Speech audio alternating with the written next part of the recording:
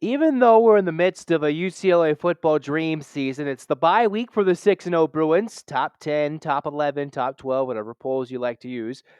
And I know some of you requested to talk about some basketball, so let's get to it. What are the ceilings and the floors, the highs and the lows I can expect from UCLA men's basketball under Mick Cronin this season? A lot of freshmen, a little bit of youth with some veteran presence mixed in there. Let's talk about the Bruins and their upcoming season, a bit of a prediction preview. Let's go to it, baby. This is Locked On UCLA, and the intro's not working, so we're not going to hit it. So, Bruin fans, get those hands in the air. And 1, 2, 3, 4, 5, 6, 7, 8, UCLA.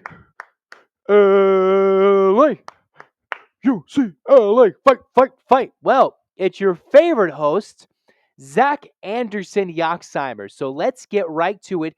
Thanks for making Locked On UCLA your first listen each and every day. This episode's a little late in the day. In the meantime, thanks for making it your first listen every day, each and every day. It's free wherever you get your podcasts, variety of platforms nowadays. It's free wherever you get them. Thanks for watching on YouTube. Like, comment, and subscribe. Thank you for the supports. This episode is brought to you by none other than Sling TV. Want to know more about Sling TV? Just know this episode is brought to you by Sling TV, and Sling has something for everyone, especially when it comes to college football coverage, and probably at some time college basketball coverage, massive lineups of games from the ACC, Big Ten, Pac-12, SEC. You can always catch the games you want on Sling.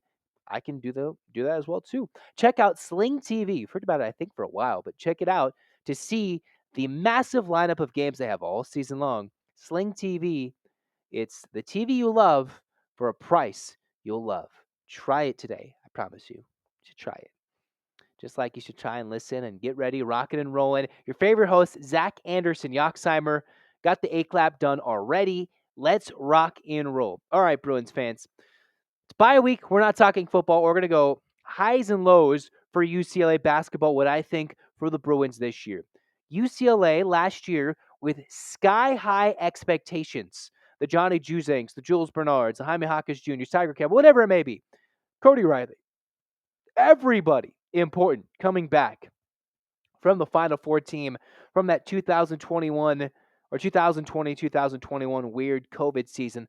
Bruins had a nice magical run in the tournament from the first four to the Final Four, an overtime, a shot away from either double OT or to almost winning that game against Gonzaga. So they came in with sky-high expectations for the 21-22 season.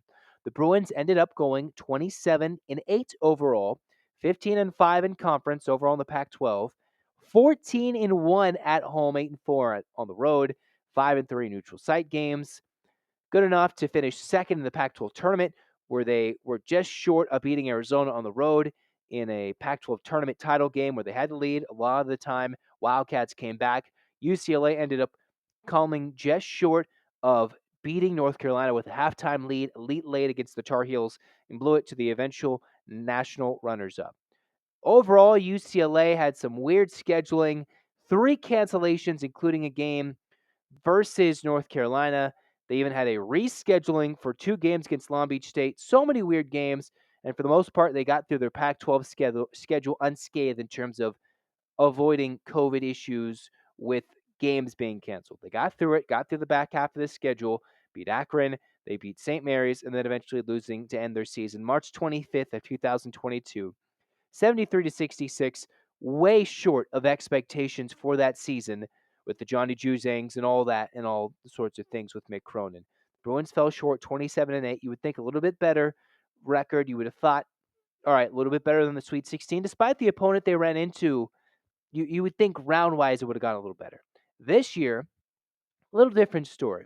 Again, let's go over their roster for UCLA. I believe, if I counted this correctly, I went right over it for UCLA before. About 8 to 9 freshmen on this roster. You have the older freshman Abramo Zaka, who came over from Italy. You have Adembona, who is supposed to be a stalwart 6'10 freshman who's supposed to be elite. We talked about that a long time ago on this podcast, how Mick Cronin went on another show and said, hey, Dembona is supposed to be elite. Jaime Hawkins getting a lot of preseason love from other polls, whatever it may be, in terms of, all right, Jaime Hawkins could be the best wing in college basketball, one of the best. Saw a poll the other day where they said Jaime Hawkins Jr., the best power forward in college basketball. Whatever you think he may be, you got Jalen Clark, you have Amari Bailey, the freshman, Tiger Campbell, whatever it may be, a lot more youth with a key note, one of the Power 5 plus Big East conferences, UCLA is the only one without a single transfer. So a lot of growing that needs to be done. Mick Cronin, in his initial interview for this team, mentions how his team, he's ready to coach. He's got to instill a lot of defensive principles, get offense good, talk about the defensive principles, instill a lot in these young players, whether it's the Nigerian, Adembona, Amari Bailey, whoever it may be, the walk-on with Evan Manchikian, a lot of guys who he's got to instill principles, not guys coming back who you expect to be, like the Juzangs and the Jules Bernards and the Cody Rileys, who had some roles already.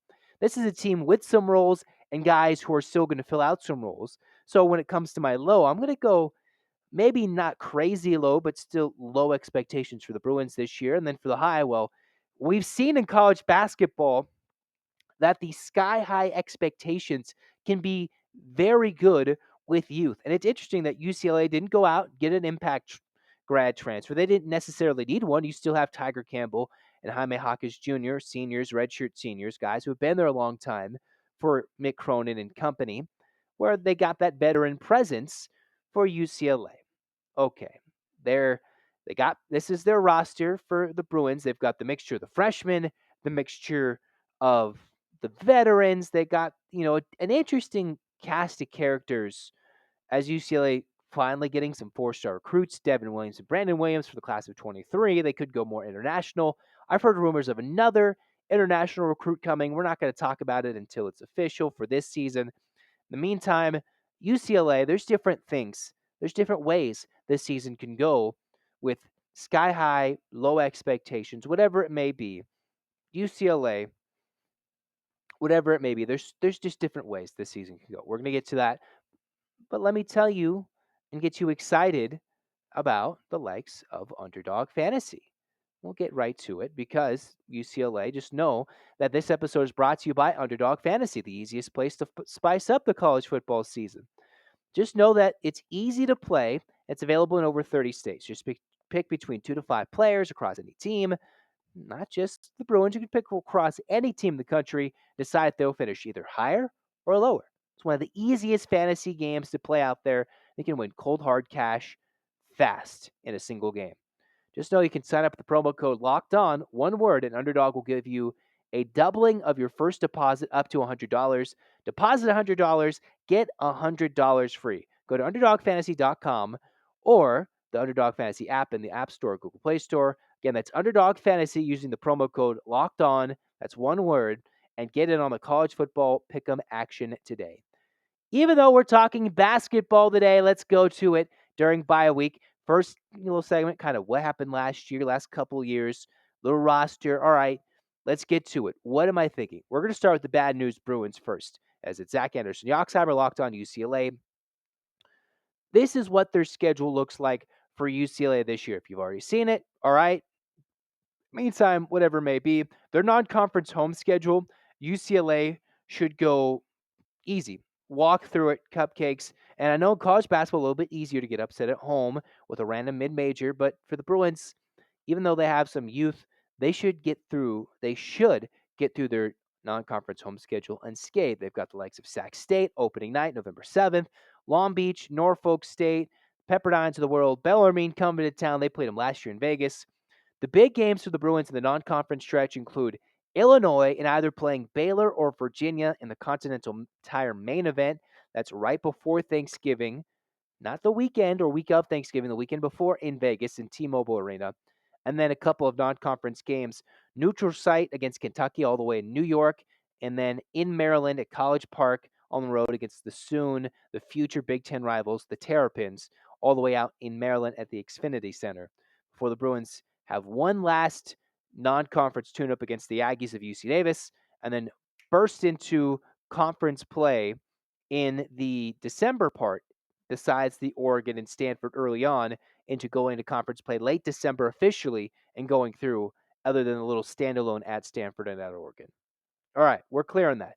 What can go wrong for the Bruins? Well, the thing that can go wrong is there's a lot of, despite Jaime Hawkins Jr., the Singletons, whatever it may be, there's quite a bit of youth for UCLA on this team. And while you can point to different guys, whether it be Dylan Andrews, Abramo Zonka, the Bonas, you have Amari Bailey's, you can point to a lot of guys.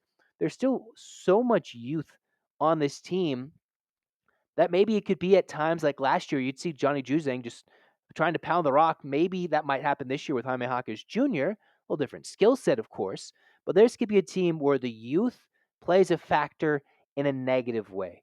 They'll get some big wins, they'll get some big losses, whether they go play Arizona and they come up short the Pac-12 title game. They don't know how to handle USC without playing behind a home crowd with the students away in early January for the minimum for UCLA. I think the minimum for the Bruins this year. Last year they went 27-8. A worst case scenario for UCLA's schedule and for UCLA this season would be a double-digit loss season, and you could still make the tournament. We've seen UCLA do that first four to Final Four, but I would think it would be a double-digit loss season where the freshmen just frustrate Mick Cronin to no end, and whether it's Amari Bailey and whoever it may be. And we're not trying to talk bad about these guys, but it just, what could happen? What could go wrong? The freshman kind of project just doesn't work. Some of these guys are leaving right away, whatever it may be, and UCLA doesn't click on any cylinders, whether it's veterans with the freshman mixture with guys coming in. They, with their 33-ish games mixed in with the likes of some Pac-12 games, we'll give them 38 games because last year they played 35 with some cancellations. We'll say about with a 37 game schedule, 37, 36 for UCLA, if we can do the math right. 26 and 11 would be 37, all right? 26 wins, 11 losses. And it could be a little bit less, it could be 25 and 12, whatever it may be. But a bad season would be them with the first round exits in the NCAA tournament. First round exit, and if it's first four or the first round, whatever it may be, that would probably be worst case scenario for the Bruins. There's definitely a world where they can maybe not make the tournament. I just think that their worst case scenario, what this roster stacks up to be, would be probably a first round exit in the tournament this season for the 22 to 23 season. That's what could happen. UCLA's got quite a bit of youth, and that's what could hurt the Bruins this year. It could. You always have to factor it in. I know college basketball's made it to where it works. And interesting enough, the Bruins don't have any locker room guys they have to worry about in terms of transfers, but it's freshmen gelling with what's already been built here by Mick Cronin as he continues to move forward with his staff, keeps going now, tapping into the international pools, getting guys in that area, expanding nationwide, grabbing top-rated recruits in New York, getting guys in his own backyard. Maybe this year just doesn't work. Mick Cronin always finds a way to have his guys gelling at the right moment, it seems like. At the last moment, that 1920 season, UCLA seemed to be figuring things out. COVID hit. In 20 and 21, gelled at the right time, got to the first four, finished in the Final Four. Last year, figured it out on the run to the Pac-12 title game, seemed to be on the verge of doing good things in the Sweet 16, but they still flamed out a little bit early than we would have hoped. I would have hoped, whatever it may be. What could happen this year is just such a struggle in the early going against the big name opponents. Small possibility they lose and get upset to a team they shouldn't, whether it be a Norfolk State or something randomly at home. Norfolk State won their conference last year and made it to the tournament. And for UCLA, there's a possibility they mess around and they could lose every important non-conference game, considering none of them are at home. Whether it's the likes of Illinois that's officially on the schedule, either a Baylor team that's been consistently good or a Virginia team that's always consistently good in a neutral site, albeit on the more the western side of the United States, or a neutral site practical road game against Kentucky that's going to fill out Madison Square, go to Maryland. Maybe they lose all these games, drop a couple of early random December Pac-12 games against Stanford and Oregon, and UCLA just bottoms out early. And they figure things out late, as Mick Cronin's kind of proven to do, but they don't have that resiliency, and they could end up falling a bit short in the first round of the NCAA tournament. That would what I see. An early eggs in the Pac-12 tournament, whether it be first round, however they stack it in the weirdness of it, the kind of win here, win there in Vegas, and maybe they fall a bit short. Pac-12 tournament early, do that in the NCAA tournament, And I would say worst NCAA tournament first round. That would be a worst case scenario for UCLA. I know they're just practicing, just getting started, but now let's start feeling good. We start a worst case scenario. Now we're going to go best case scenario. Obviously, the dream for UCLA is a national championship. Not necessarily sure if this is a team that can go all the way this year. They have some key crucial pieces, some youth, and I think definitely a ceiling as high as the Final Four, whether it be Final Four national championship game. Things have to go right. The bracket has to break right, your path, however it may be. If UCLA wants to be national championship good, and mind you, this October 14th episode of Locked On UCLA, the birthday of the great legendary John Wooden, you have to be a good team if you want to be held in accountable with those legendary Wooden teams, the longtime UCLA head coach, the story, the well-hallowed John Wooden, for all the history books for UCLA men's basketball. It's his birthday. He was born on this day in 1910. Was the likes of John Wooden on October 14th, 1910 in Indiana before eventually becoming the UCLA head coach back in 1948 to 75. 10 national championships, 7 in a row, whatever it may be. Those were the legendary teams. So for UCLA, Mick Cronin is building a program trying to trend upward. And he's doing it with the times while also rebuking the times. He's so far at this season, no transfers, tapping into that international pool a bit more, including the late signing of Abramo Zonka. He's getting that star freshman with Amari Bailey, and then starting to pick recruits from other states in different places and take guys from their local schools who was the number one recruit and bring them to UCLA, which means teams can maybe start a little sluggish early in the year, but once their talent flexes with some storied veteran presences like Tiger Campbell and the likes of Jaime Hawkins Jr., you can't forget Mr. Three-point shot in David Singleton, too, mixed in with guys who've already done that, been there for the Bruins. So absolutely this ceiling of a team with the youth mixed with the veterans who could maybe gel more than last year's team is easily a Final Four. This team could easily be better in terms of record. Maybe they won't show it in terms of potential, but this team certainly has the capability of making a Final Four. What was the joke that Mick Cronin used in his first presser after practice? Amari Bailey doesn't need help on offense, folks. Something along that line was his quote. It's how good can this team be defensively? They've got a couple of 6'10 guys. They got a Dembona. Mac Etienne, you remember him before he got hurt and missed all of last year? He's a third-year freshman after he graduated high school early and became a late part of that Final Four team. He's a redshirt freshman. Kenneth Nuba, the redshirt senior. So they've got a little bit more size, a bit down low, you could argue. They've got some very big guards, outside of Tiger Campbell, who's still been a wily, wise veteran for the Bruins and has shown at times he can take over games. So definitely this is a team where if they can take advantage and really showcase themselves with those 4 marquee non-conference games all away from home, those are the games. Those 4 marquee games. If they get 2 wins, okay, depends how they do it.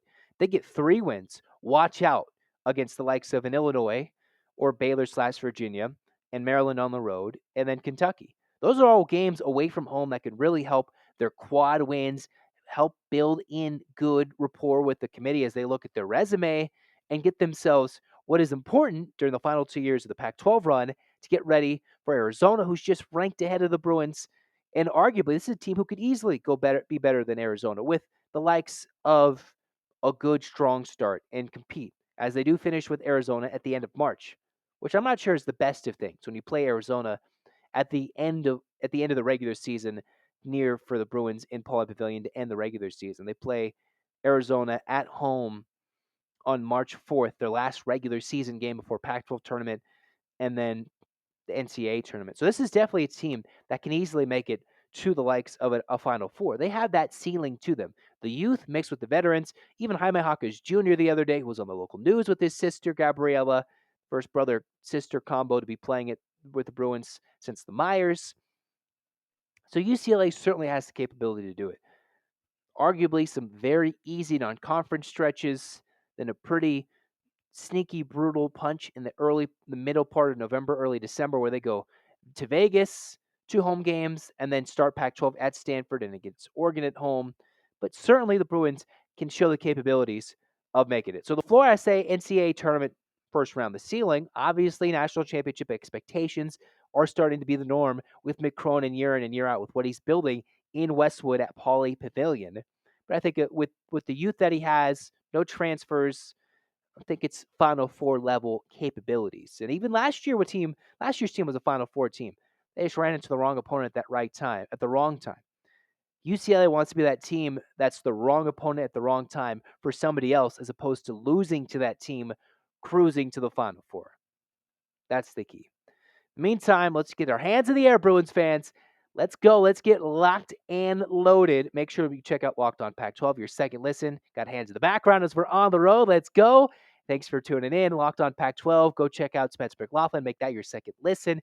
Thanks for supporting Locked On UCLA. 8 clap time, baby. And 1, 2, 3, 4, 5, 6, 7, 8. UCLA. UCLA, fight, fight, fight. Let's go. Let's go, baby. Basketball season is around the corner. Don't forget to stop supporting your football Bruins. Basketball is around the corner. We're getting excited. Busy season is very close to being upon us. This has been Locked On UCLA. Go Bruins.